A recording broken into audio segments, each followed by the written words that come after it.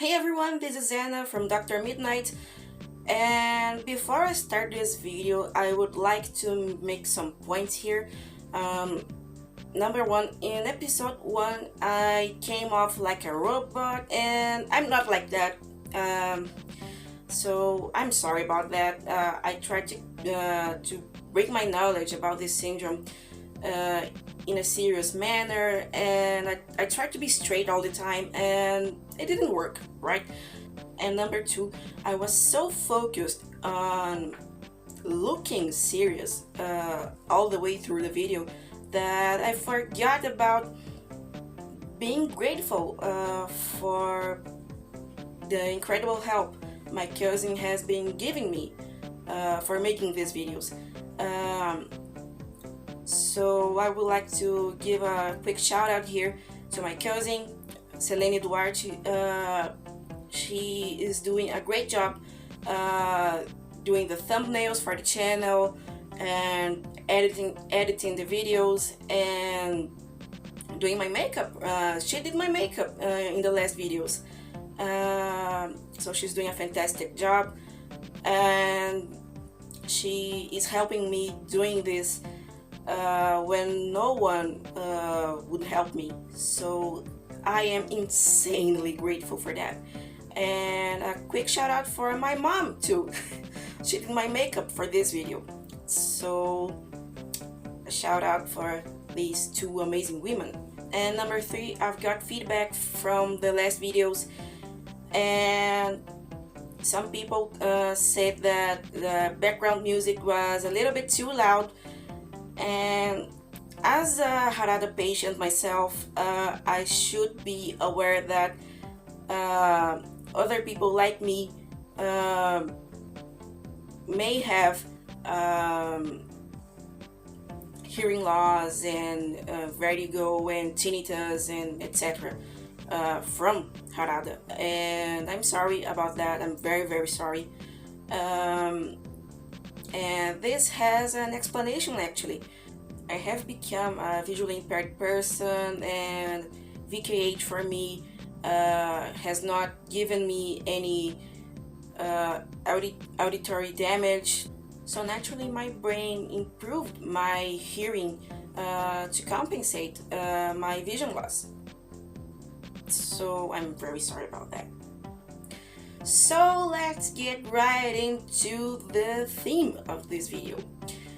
So we talked about what Harada is and what it does, and you may ask yourself now, okay, so we have this syndrome, so how do I get the diagnosis?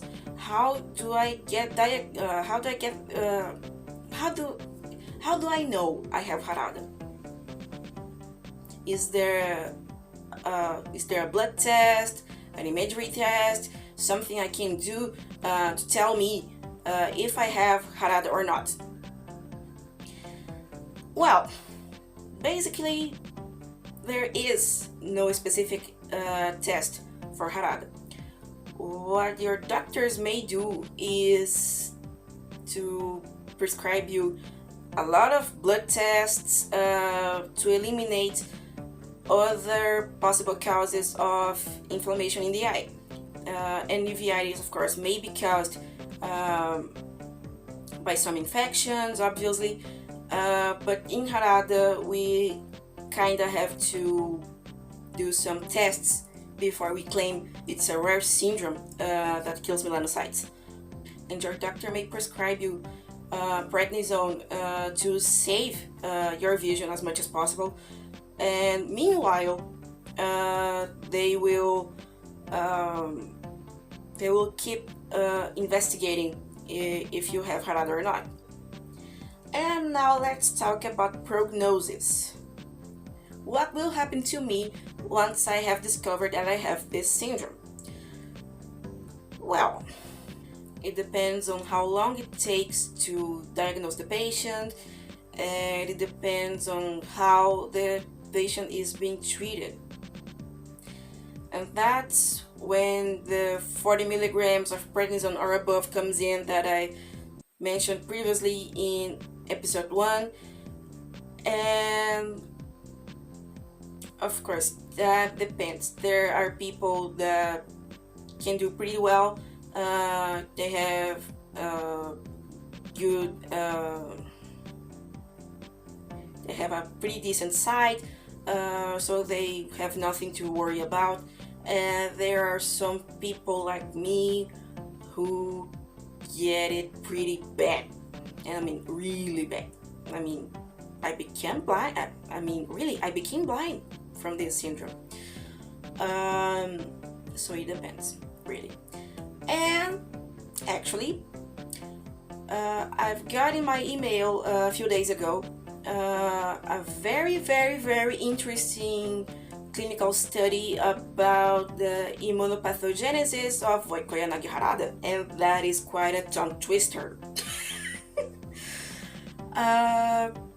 So basically, this study describes to us how uveitis in Vogt-Koyanagi-Harada syndrome works, and how should we treat it more adequately to prevent any serious damage to the vision. Remember, this study focused mainly on the ophthalmological aspects of the syndrome, so that is what I will cover in this video.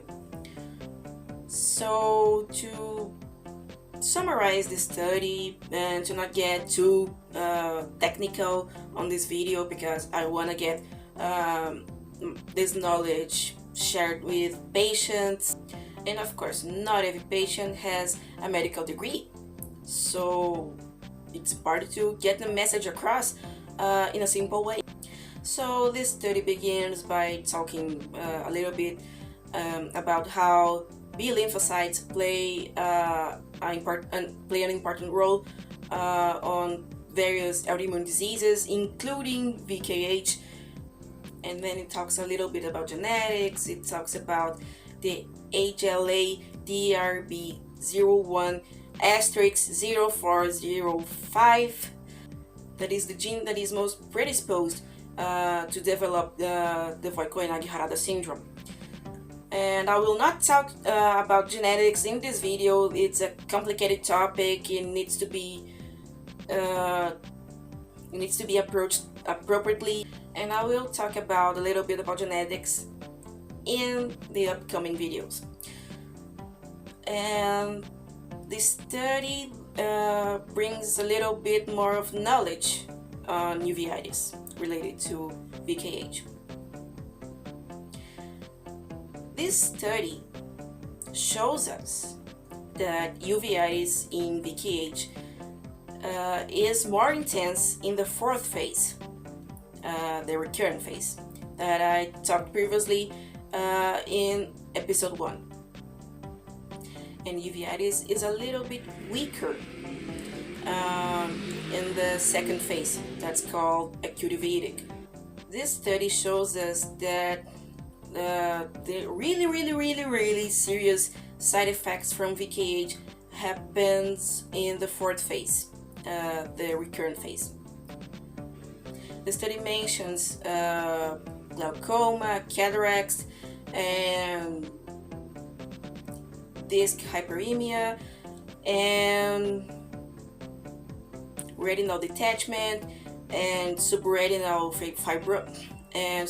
fibrosis, and many other side effects from VKH that can happen if uveitis is not properly treated. And that's when this study comes in, showing us a little bit of light on this topic, on how to treat VKH-related uveitis. And then the study suggests that to prevent any serious damage to the vision of the patients, we have to start using the immunosuppressants as quickly as the second phase starts.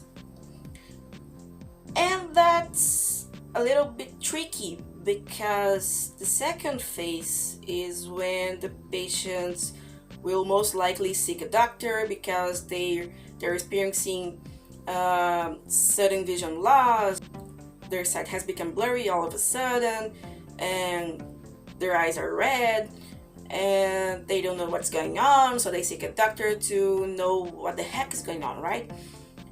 And that's when the doctors will start to investigate if this is something else or if this is Harada actually. And in the second phase, the study suggests that uveitis is not as strong as it is in the fourth phase, and that is a little bit, and that's tricky because since uveitis isn't that bad in this phase, doctors may think that uveitis may be under control, and there is no more real danger to the vision of the patient. So in this phase, the doctors may not actually prescribe any immunosuppressants because they think, oh, this patient has uveitis, we're trying to figure out where it comes from, what it is, but prednisone is working, so I don't think I will prescribe any immunosuppressants to this patient, right? And that's when this study comes in, showing the opposite, that we should use immunosuppressants in this phase to prevent the other things that I mentioned previously, cataract, and glaucoma, and subretinal fibrosis, and retinal detachment, and etc, etc, etc. And now pay attention to this, because this is really important. If you check out the description of this video, I have left the link to this particular study that I am mentioning here, so you don't have to necessarily trust me in every word that I say, so you can check it up for yourself. And this study suggests some immunosuppressants, and I have to explain something here. As I've mentioned in episode 1, the use of each immunosuppressant will depend on each individual patient, and that's because every immunosuppressant works differently, they have different mechanisms, and they have different side effects. And of course, every patient is a patient, and some patients may not respond nicely to some side effects of some immunosuppressants, and some other don't even develop those side effects. For example, what works for me in my treatment may not work for you. That's okay. So if you read that article, don't go to a rheumatologist begging them to change your treatment because you read somewhere that this particular immunosuppressant works and everything else doesn't. That is not what I'm saying here, and that's not what this study suggests. Okay, so let's explain here what happened to me, how I got this way. This will be very objective. I don't want to spend too much time explaining myself here. I just want to make my point, and I think this actually corroborates everything the study says. As I've mentioned in the previous video, I was diagnosed in October 2012 at the age of 17,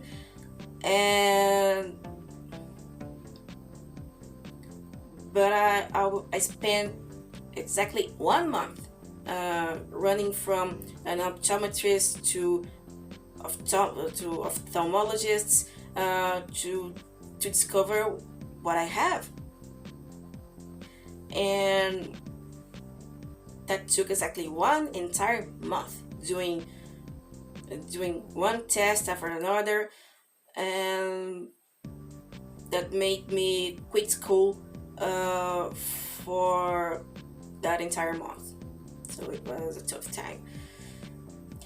And in 2013, my sight was okay. uveitis was seemingly under control, and unfortunately my doctors at the time didn't know how to treat this syndrome adequately. So it naturally led them to prescribe me only 20 milligrams of prednisone.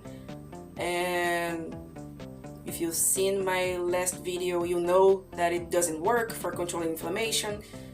And they also prescribed me prednisolone eye drops. And of course, at that time, it seems like the right thing to do. But in the following year, things got worse. Much worse, actually. So my new doctors at that time prescribed me a higher dose of prednisone, and they got me started on methotrexate. I was on methotrexate for a few months and it didn't work for me. I know it may work for some people, but for me it did absolutely nothing. And that led me to use stronger immunosuppressants. Yes, immunosuppressants in plural. So my doctors prescribed me different immunosuppressants to find out which one would control my inflammation that was pretty bad, until I find out the adequate treatment for me. But unfortunately, since my uveitis was completely out of control in the meantime, my left eye was seriously damaged. And I say that because in 2014 I had a peak of high intraocular pressure. My pressure was 48, and that damaged my optic nerve pretty bad. And if that wasn't enough to, making me blind of one eye, I have developed supraretinal fibrosis. And if you don't know what fibrosis is, fibrosis is when we have damage in some tissue of our body, and that tissue has an important function, and then the body heals the damage, but it doesn't recover the function of the tissue. So that's what happened to my retina. And if that wasn't enough, I also had a choroidal detachment in the left eye, and in the right eye, however, I have also developed side effects as well, but they weren't so bad as they were in the left eye. I have developed synechia, I don't know how to speak that in English. That is a nice word to describe when something gets attached to something else. So basically, my cornea got attached to my iris, that became attached to my crystalline. So that makes the cataract surgery for my right eye very risky, but it doesn't mean it's impossible. The prognosis of my right eye is promising. My doctors believe in that, and I'm making the pre-operatory exams to get my surgery done, and I may recover my sight, and I'm very hopeful about that. I'm hopeful. My doctors are hopeful, so I know I'm in good hands. I can't stress enough here how grateful I am for those people. Alright, so that will do for today. I hope this was helpful, and remember to check out the description of this video. There is the link to the study that I've mentioned in this video. and remember to give me some feedback on my videos in the comment section below, and you can always share your story with me through the comment section below or through my email. My email address is ana.drmidnight@gmail.com. That is ana.drmidnight@gmail.com. Right? So that will do for today, and I have a little announcement here for you guys that speak English. The next video, unfortunately, will be Portuguese only. And why do I say that? It's not because I have some difficulties speaking English in that video. It's not that at all. It's because I recorded that video in a public place right here in Brazil, and of course there are people speaking in Portuguese there, and since the goal of this channel is to be inclusive to visually impaired people, I won't be able to subtitle the Portuguese parts, of course.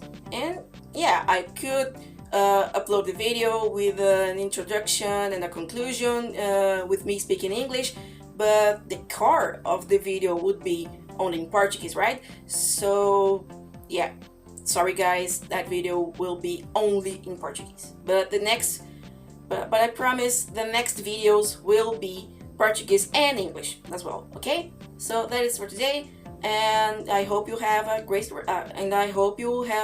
rest of your day. Hey, it's me again, and I recorded that video in December 14th, and until then I hadn't shared my videos with my doctors, and they actually watched my videos, and I'm super happy to share this with you guys. My doctors are happy with my job. They're happy with the things I'm doing on this channel, and they said they're very proud of me, and it means so much to me. I mean, it means I'm doing something right. So I'm very happy about that. So I'd like to give a shout out here to my doctors, to Dr. Marcelo Gelling, ophthalmologist and retina specialist, and to my rheumatologist, Dr. Thelma Scotty. I'm very happy about that. So that's it. Now this video is officially over.